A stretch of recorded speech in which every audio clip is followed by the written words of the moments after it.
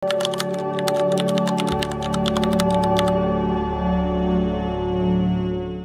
mo ba na may mga prutas na halos hindi na natin nakikita sa palengke o bakuran, pero ayon sa mga dalubhasa, kayang makatulong para humaba ang ating buhay?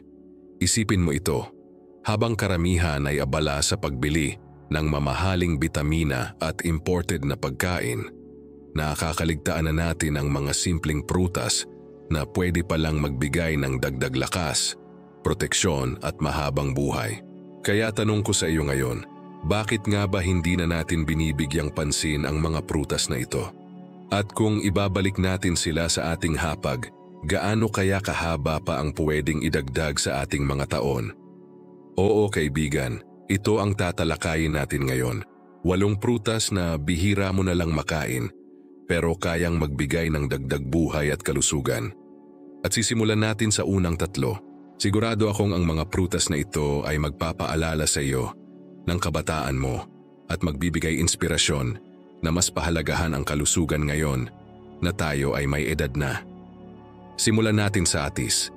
Kung naaalala mo pa, noong bata ka, halos bawat bakuran ay may puno ng atis. Madalas umaakyat ang mga bata para kumuha ng hinog na prutas o kaya'y nakapila ang mga kapitbahay para makihingi. Pero ngayon bihira ka na lang makakita ng ganitong prutas. Ang atis ay napakayaman sa vitamina C na mahalaga para sa immune system. Kapag malakas ang resistensya, mas kayang labanan ng sipon, trangkaso at iba pang impeksyon na karaniwang sumasalakay sa matatanda. Bukod pa diyan, sagana rin ang atis sa tinatawag na antioxidants. Ano ba ang ginagawa ng antioxidants? Para silang mga sundalo na lumalaban sa free radicals. Ang free radicals naman ay parang kalawang na dahan-dahan sumisira sa ating mga cells. Kapag pinabayaan, sila ang dahilan ng mabilis na pagtanda at mas mataas na posibilidad ng cancer at iba pang sakit. Kaya isipin mo, sa isang simpleng prutas gaya ng atis, mayroon ka ng dagdag proteksyon laban sa mga karaniwang suliranin ng pagtanda. May kilala akong lolo na araw-araw kumakain ng kalahating atis tuwing umaga. Hindi siya bumibili ng mga imported na prutas at hindi rin palaging bumibili ng bitamina. Sabi niya, pakiramdam niya mas magaan ang kanyang katawan at bihira siyang magkasakit. Lampas 80 na siya ngayon pero nakakalakad pa rin ng tuwid at hindi nangangailangan ng tungkod. Para bang ang sikreto niya ay hindi gamot kundi ang pagbabalik sa simpleng prutas gaya ng atis. Ngayon naman, punta tayo sa duhat. Kapag buwan ng Mayo hanggang Hunyo, tiyak makikita mo ang mga naglalako ng duhat sa gilid ng kalsada. Pero aminin natin, mas kakaunti na ang bumibili. Mas pinipili ng marami ang mansanas, peras at ibang imported na prutas. Pero heto ang hindi alam ng karamihan. Ang duhat ay napakabuti para sa mga may diabetes. May mga pag-aaral na nagsasabing nakakatulong ito upang pababain ang blood sugar. Kaya kung ikaw ay may alta presyon o diabetes, malaking tulong ang simpleng prutas na ito.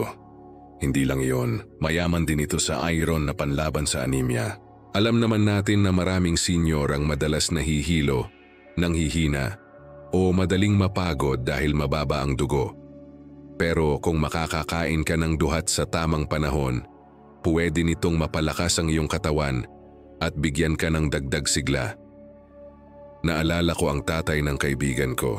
Isa siyang mangingisda sa probinsya at halos araw-araw kapag panahon ng duhat kumakain siya nito.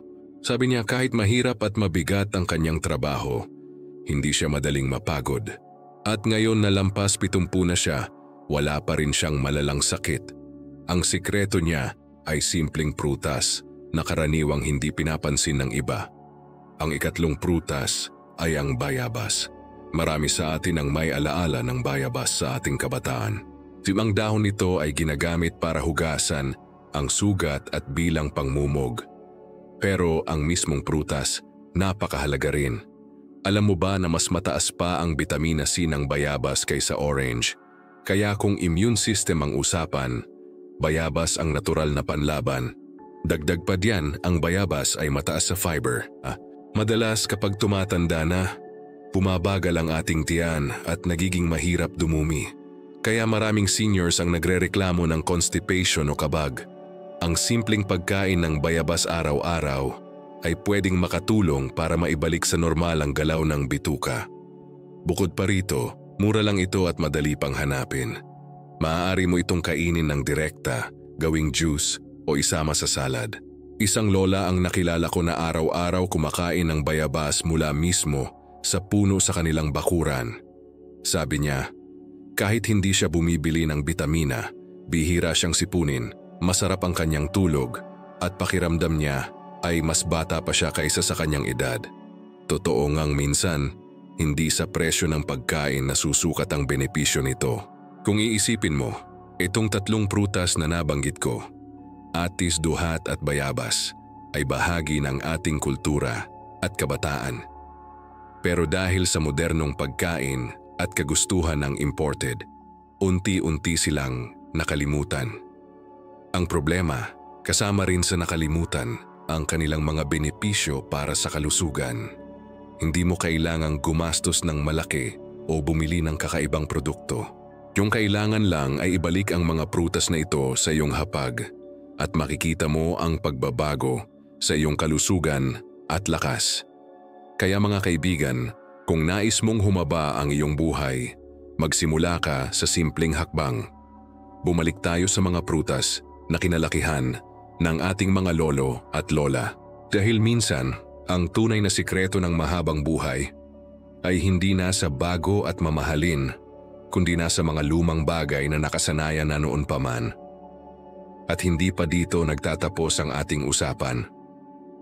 Sa susunod na bahagi ng video, ipapakilala ko pa ang iba pang mga prutas na mas bihira pang makita pero may taglay na kapangyarihang nakakapagpalusog at nakakapagpahaba ng buhay.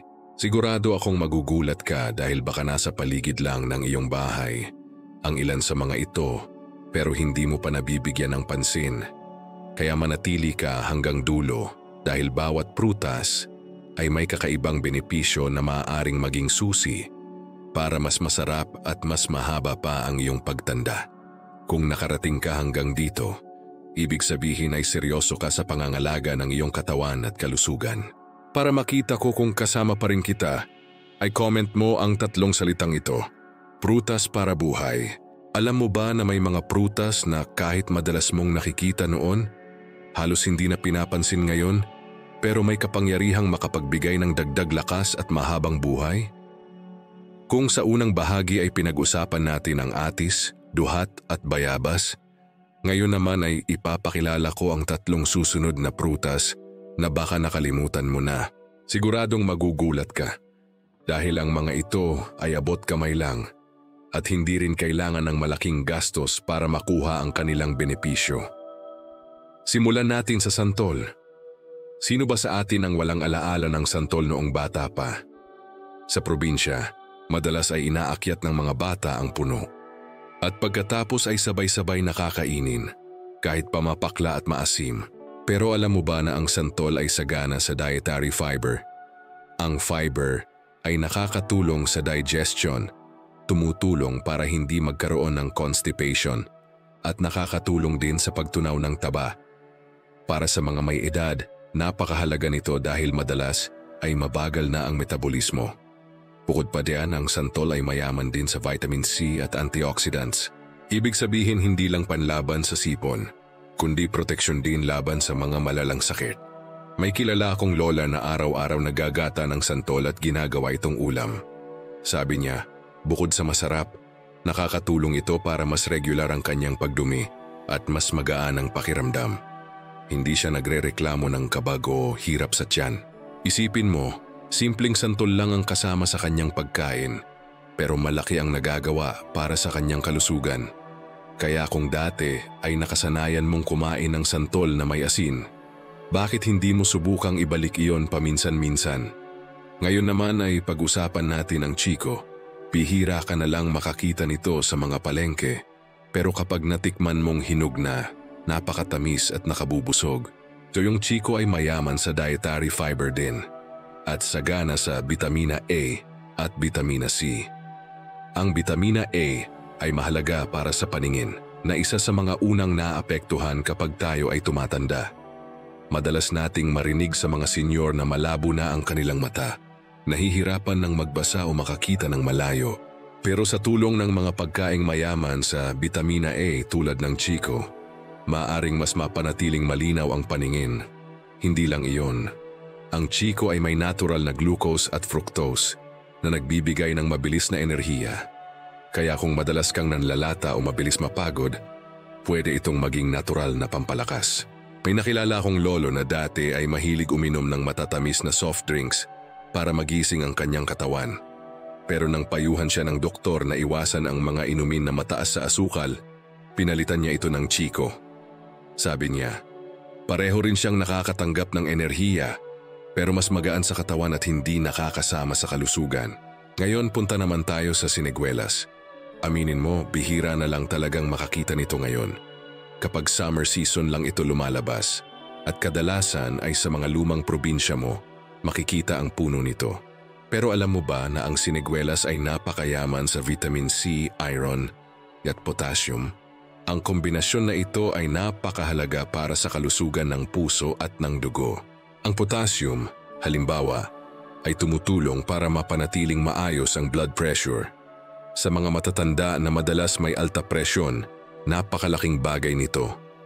Dagdag pa, nakakatulong din ang siniguelas para mapalakas ang buto at maiwasan ang osteoporosis. Dahil habang tumatanda tayo, humihina ang ating mga buto at kasukasuan, kaya madalas ay sumasakit ang tuhod o balakang. Tuyang pagkain ng mga prutas na may calcium at potassium, gaya ng siniguelas, ay makakatulong upang manatiling matibay ang mga buto. May nakilala akong guro na ngayon ay senior citizen na. Lagi siyang naghahanap ng siniguelas kapag panahon nito dahil sabi niya, pakiramdam niya ay mas gumagaan ang kanyang mga kasukasuan kapag nakakakain siya nito. Kung susumahin natin, itong tatlong prutas na ito, santol, chiko at siniguelas, ay tila ordinaryo lang noon pero ngayon ay bihira na nating makain. At dahil hindi na sila kasing dami tulad ng dati, mas lalo silang nagiging espesyal. Ngunit kahit paminsan-minsan mo lang silang makain, ang epekto sa iyong kalusugan ay hindi matatawaran. Kung babalikan mo, napakasimple ng prinsipyong ito. Ang kalusugan ay hindi laging nakukuha sa mamahaling gamot o imported na pagkain. Minsan, nasa harapan na natin ang sagot. Kung babalik tayo sa nakasanayan ng ating mga lolo at lola, makikita natin na mas malusog sila noon kahit walang vitamins o synthetic na gamot. Bakit? Dahil araw-araw silang kumakain ng mga prutas na galing mismo sa kanilang bakuran.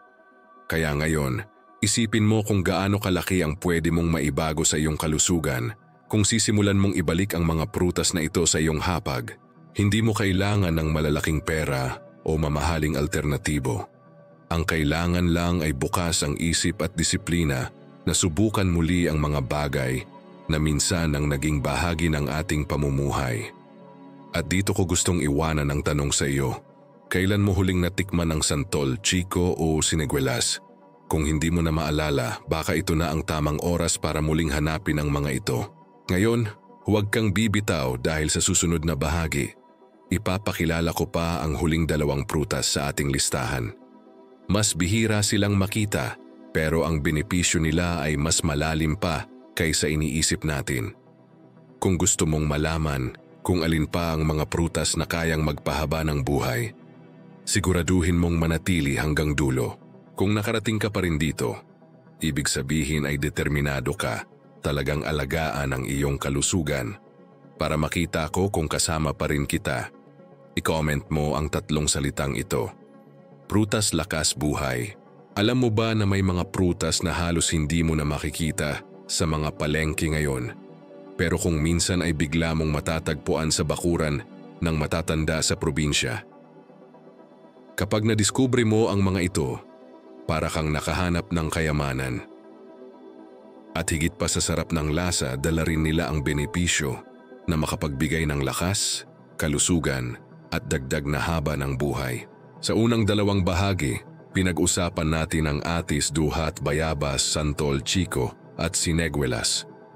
Pero hindi pa doon nagtatapos.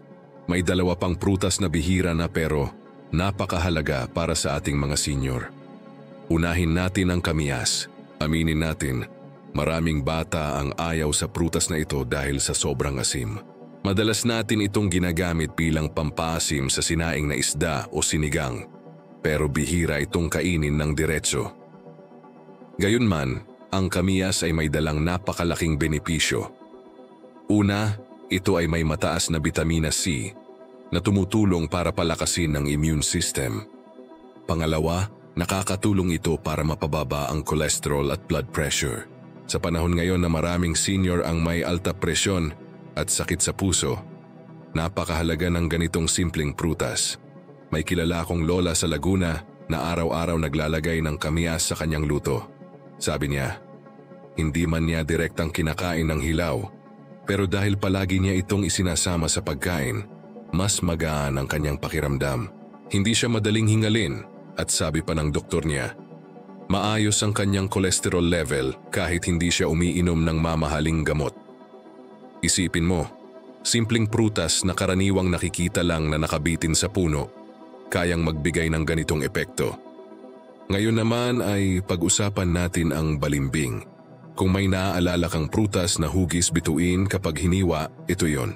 Noon, halos lahat ng bakuran may balimbing, pero ngayon bihira mo na lang makita. Ang balimbing ay sagana sa bitamina C at potassium. Mahalaga ang potassium para mapanatiling normal ang tibok ng puso at blood pressure.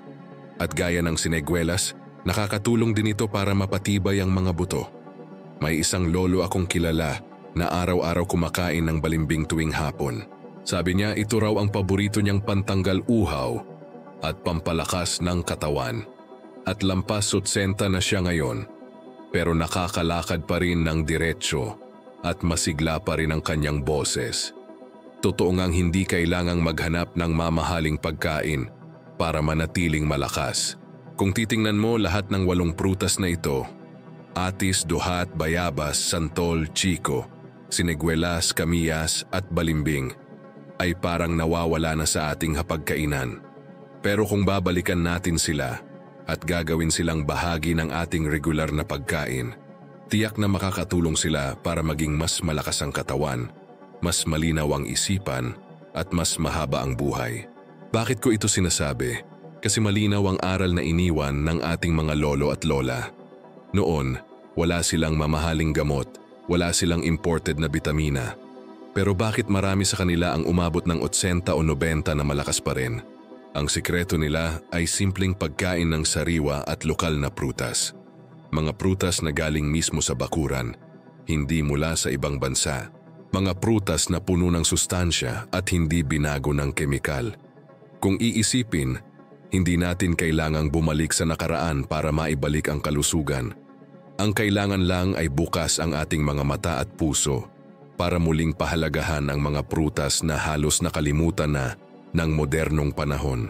Yung kamiyas na ginagamit lang sa luto, ang balimbing na bihira ng makita, at ang ibang prutas na tila ordinaryo noon pero kayamanan pala sa kalusugan ngayon. Kaya gusto kong itanong sa iyo, alin sa 8 prutas na nabanggit natin ang huling nakain mo? At alin ang gusto mong subukan muli? Dahil ang paglalakbay tungo sa mas mahabang buhay ay hindi kailangang maging komplikado. Nagsisimula ito sa simpleng pagpili ng tamang pagkain. Kung gusto mong manatiling malusog at masigla kahit ikaw ay senior na, simulan mong isama ang mga prutas na ito sa iyong araw-araw na pagkain. Hindi mo kailangang kainin lahat sa isang linggo, pero kung may pagkakataon, hanapin mo sila. Dahil bawat prutas ay may dalang kakaibang benepisyo.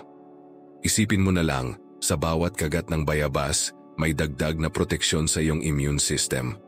Sa bawat butil ng duhat may lakas laban sa diabetes. Sa bawat piraso ng kamiyas may tulong para sa iyong puso. At sa bawat hiwa ng balimbing, may dagdag tibay para sa iyong buto.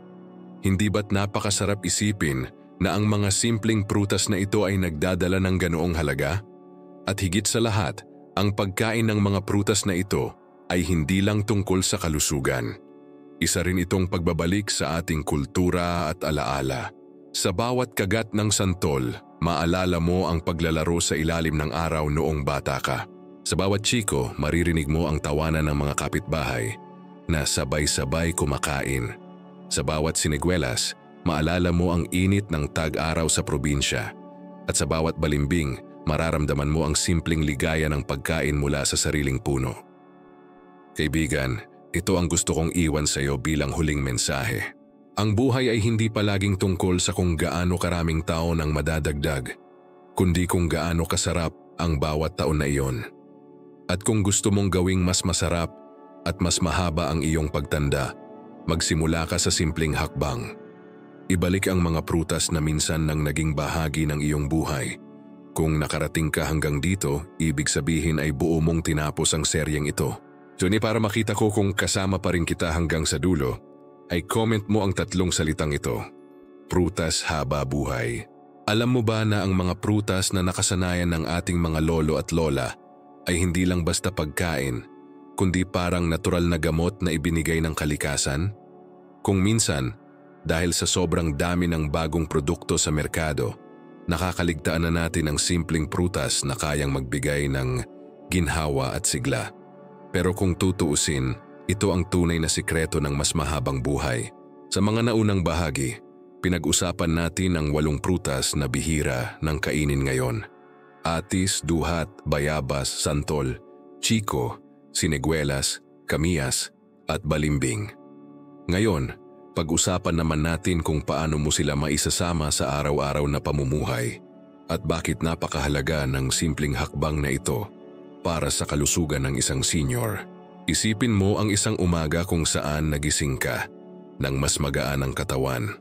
Sa halip na puro tinapay o delata ang nasa lamesa, naroon ang isang prutas, halimbawa, bayabas o chiko. Kapag sinimulan mo ang araw mo sa prutas, nagiging mas maganda ang daloy ng enerhiya sa buong maghapon. Hindi ka agad napapagod at mas malinaw ang isipan. Ito ang dahilan kung bakit maraming matatandang lumaki sa probinsya ay may mas malakas na katawan.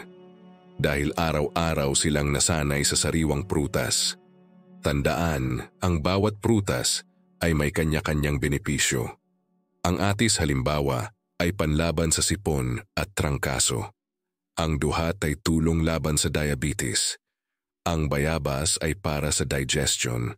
Ang santol ay mayaman sa fiber para hindi constipated. Ang chiko ay pampalakas ng paningin at pangdagdag enerhiya. Ang siniguelas ay panlaban sa alta presyon at osteoporosis. Ang kamiyas ay para sa kolesterol at puso. At ang balimbing ay pampatibay ng buto at pangalaga sa blood pressure. Kapag sama-sama mong isinama sa iyong dieta, nagiging parang natural na bitamina na walang halong chemical. May kilala akong kapitbahay na senior na lampas 70 na. Hindi siya umiinom ng synthetic vitamins dahil wala siyang sapat na budget. Pero araw-araw, nagsisimula siya ng kanyang almusal sa isang prutas. Minsan bayabas, minsan kamiyas na hinalo sa ulam, minsan naman chiko. Sabi niya, hindi man siya mayaman, ramdam niya na mayaman siya sa kalusugan. Bihira siyang magkasakit at palagi siyang may lakas para maglakad at magtrabaho sa bakuran. Kung tutuusin, ang sikreto niya ay simpleng disiplina at pagbabalik sa mga nakasanayan noon. Isa pang mahalagang punto ay ang koneksyon ng mga prutas sa ating emosyon at alaala. Kapag kumakain ka ng santol, maalala mo ang kabataan mo. Kapag natikman mo ang siniguelas, parang bumabalik ka sa init ng tag-araw sa probinsya. Ang ganitong alaala ay hindi lang nagpapasaya, kundi nakakatulong din sa kalusugan ng isip. Ayon sa mga eksperto, ang mga matatanda na may positibong alaala at emosyon ay mas nagtatagal at mas masaya ang buhay. Kaya hindi lang katawan ang napapalakas ng mga prutas na ito, kundi pati na rin ang puso at isipan. Kung iniisip mo ngayon paano kung wala ng ganitong prutas sa iyong lugar, ang sagot ay simple. Maaari kang maghanap sa palengke kapag panahon nila, o kung may bakanteng espasyo ka sa bakuran, pwede kang magtanim ng puno. Hindi kailangang malaki. Isang puno ng bayabas o balimbing lang ay pwede nang magbigay ng bunga taon-taon. Kapag nakatikim ka ng sariling ani, mas masarap at mas nakakatipid ka pa. Isang kwento pa. May isang lolo sa aming barangay na nagtanim ng puno ng bayabas at santol noong siya ay nasa edad 50. Ngayon na lampas 80 na siya, tinatamasa pa rin niya ang mga bunga ng kanyang pinaghirapan. Sabi niya, para siyang may sariling parmasya sa bakuran dahil lahat ng kailangan niya para sa kalusugan, andoon na. Kung tutuusin, ang simpleng pagtatanim ng puno ay pamana mo rin sa susunod na henerasyon.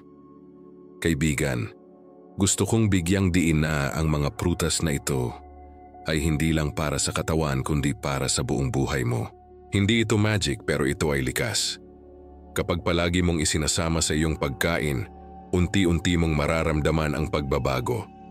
Mas gagaan ang katawan, mas lilinaw ang isipan, at mas tatagal ang iyong buhay. Ngayon isipin mo kung gaano karaming senior ang pwedeng gumanang buhay kung muling babalik sa ganitong simpleng pagkain. Kung bawat pamilya ay may 1 o 2 puno ng prutas sa bakuran, hindi ba't mas magiging malusog ang lahat? Hindi lang ito tungkol sa iyo, kundi pati na rin sa komunidad. At dito papasok ang tunay na hamon. Handa ka ba na simulan muli ang pagkain ng mga prutas na ito? Handa ka bang balikan ang nakasanayan noon ng ating mga lolo at lola? Dahil kung oo, hindi lang ikaw ang makikinabang kundi pati ang mga anak at apo mo. Kapag nakikita kanilang kumakain ng prutas araw-araw, sila man ay masasanay din. At ang benepisyo ay hindi lang sa isang henerasyon kundi hanggang sa susunod pa. Sa susunod na bahagi gagawin nating mas malinaw ang lahat.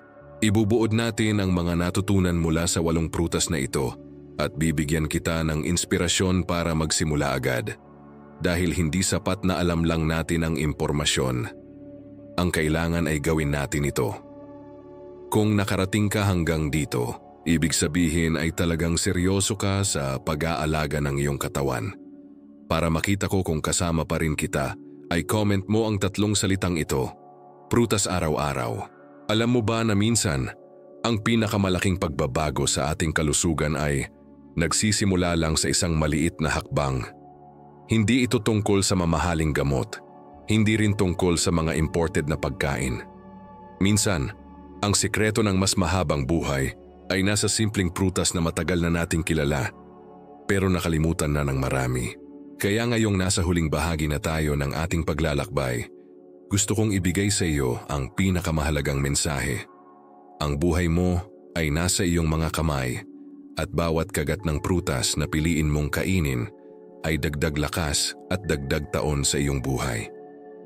Kung babalikan natin, pinag-usapan natin ang 8 prutas na bihira nang makain ngayon pero kayang magpahaba ng buhay.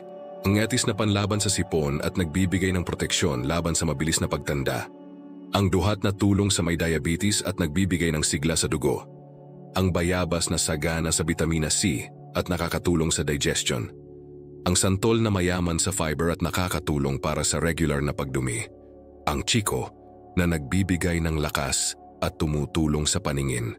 Ang siniguelas na panlaban sa alta presyon at pampatibay ng buto. Ang kamiyas na nakakatulong sa kolesterol at sa kalusugan ng puso. At ang balimbing na nagbibigay suporta sa buto at tumutulong para manatiling normal ang blood pressure. Kung iisipin mo, bawat isa sa kanila ay parang piraso ng puzzle. Kapag pinagsama-sama, buo ang larawan ng isang mas mahaba at mas malusog na buhay. Hindi sila magic pero sila ay likas. Hindi sila mamahalin pero ang halaga nila ay hindi matutumbasan. Ang kailangan lang ay makita mong muli ang kanilang kahalagahan. Isipin mo ang isang tipikal na araw. Gumising ka sa umaga, imbes na kape at tinapay lang ang nasa harap mo. Naroon din ang isang pirasong bayabas. Sa tanghali, imbes na puro karne may kasama ring kamiyas sa ulam. Sa hapon may chiko na pampatamis at pampalakas. Sa gabi bago matulog, nakatikim ka ng isang hiwa ng balimbing. Hindi ba't mas masarap at mas kumpleto ang isang araw kapag may prutas? At higit pa sa sarap may kasamang benepisyo sa kalusugan. May kilala akong lolo na lampas 90 na ang edad. Kapag tinanong mo siya kung ano ang sikreto ng kanyang mahabang buhay, ang sagot niya ay simple. Araw-araw, kumakain siya ng prutas. Hindi niya iniisip kung mahal o sosyal. Basta kung ano ang mayroon sa kanilang bakuran, iyon ang kanyang kinakain. At ngayon, Kahit mabagal na ang lakad, malinaw pa rin ang kanyang pag-iisip at malakas pa rin ang kanyang boses. Ang kanyang sikreto ay hindi misteryo, kundi disiplina at pagpapahalaga sa mga simpleng bagay. At alam mo kaibigan, pwede ring mangyari iyon sa iyo. Hindi mahalaga kung ikaw ay 70, 80 o 90 na. Hindi pa huli para magsimula. Kahit ngayon, pwede kang magsimulang magdagdag ng isang prutas sa iyong araw. Kung hindi araw-araw, kahit 3 beses sa isang linggo, ang mahalaga ay magsimula ka. Dahil ang katawan mo ay magpapasalamat at ang buhay mo ay pwedeng humaba. Huwag mong isipin na mahirap gawin ito. Oo, may mga prutas na bihira nang makita. Pero kapag panahon nila, hanapin mo sila sa palengke. O kung may bakanteng lupa, magtanim ka. Ang pagtatanim ng isang puno ay hindi lang para sa iyo, kundi para rin sa iyong mga anak at apo. Isipin mo, kapag nagkaroon sila ng pagkakataon na kainin ang bunga ng punong itinanim mo, para mo na ring ipinasa sa kanila ang pamana ng kalusugan at haba ng buhay. Ngayon, pag-usapan natin ang mas malalim na kahulugan nito. Ang pagkain ng mga prutas na ito ay hindi lang tungkol sa katawan. Isa rin itong paraan ng pagbabalik sa ating kultura at pagkakakilanlan. Sa bawat kagat ng santol, maririnig mo ang tawanan ng kabataan noon. Sa bawat siniguelas, mararamdaman mo ang init ng tag-araw at ang simpleng ligaya ng paglalaro sa probinsya. Sa bawat bayabas, maalala mo ang mga gabing nagkukwentuhan sa ilalim ng buwan. Ang mga prutas na ito ay hindi lang pagkain, sila ay alaala. At ang mga alaala ay nagbibigay sigla sa ating puso at isipan. Kaya kaibigan, ang tunay na sikreto ng masarap at mas mahabang pagtanda ay hindi lang nasa pisikal na kalusugan, kundi pati sa emosyonal at espiritual na aspeto. Kapag kumakain ka ng mga prutas na ito, hindi lang katawan ang pinapalakas mo, kundi pati ang iyong kaluluwa. Ngayon na nasa huling bahagi na tayo, gusto kong hamunin ka. Sa loob ng 1 linggo, subukan mong kumain ng kahit 2 prutas mula sa ating listahan. Kahit alin sa atis, duhat, bayabas, santol, chiko, siniguelas, kamyas o balimbing. Tingnan mo kung ano ang epekto sa iyong pakiramdam. Sigurado akong mararamdaman mo ang kaibahan. Mas magiging magaan ang katawan mo, mas malinaw ang iyong isipan, at mas masarap ang iyong pagtulog. Kung gagawin mo ito ng tuloy-tuloy, makikita mo na hindi mo na kailangang gumastos ng malaki para humaba ang iyong buhay. Nasa harap mo na ang solusyon, kailangan mo lang itong simulan. Kaya ngayong tapos na ang ating paglalakbay tungkol sa 8 prutas na bihira na, pero kayang magpahaba ng buhay. Gusto kong iwan sa iyo ang pinakamahalagang mensahe. Ang buhay ay hindi palaging tungkol sa kung gaano karaming taon ang madadagdag, kundi kung gaano kasarap at kahalaga ang bawat araw na meron ka. At sa simpleng pagkain ng mga prutas na ito, masisiguro mong bawat araw ay puno ng lakas, saya at pag-asa. Kung nakarating ka hanggang dito, ibig sabihin ay tinapos mo ang buong serye. At dahil gusto kong makita kung kasama pa rin kita hanggang sa dulo, ay comment mo ang 3 salitang ito: prutas habang buhay.